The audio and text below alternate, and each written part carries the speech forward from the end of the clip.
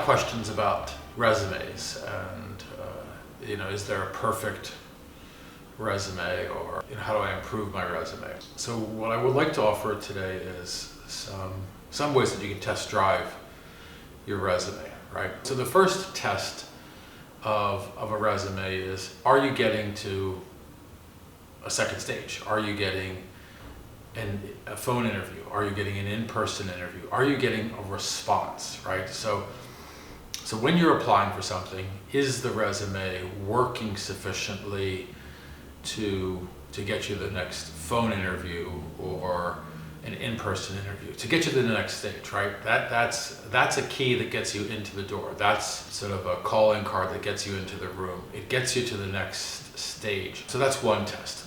A second test that you can run your resume against people within a particular industry is, do you have the skills? Do you have the knowledge? Do you have the experience? Do you have the background in order to be in that field or industry at this point in your career? And that advice you can get from giving your resume to people within the industry who work in the teams or are hiring into that field. So take your resume and send it electronically, or send it to someone via LinkedIn, or best is to kind of sit down with someone during an informational interview and say, what do you think about my resume? Not necessarily, have I spelt all the words correctly, because we presume that you've done that, and not is it laid out visually compelling, because we assume that you've done that. And you don't want to jam up the resume with no white space, because that tells people you haven't made any choices about the information that you're going to present to them. A resume should have high skin value, right? It should be visually presented,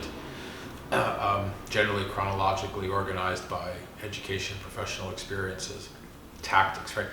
But when you give it to someone, do you have the skills, do you have the background to do the work, or to be considered for the work that you're applying for? And knowing that sort of sometimes 40 to 60% of the work is going to be sufficient in order to get you into the door.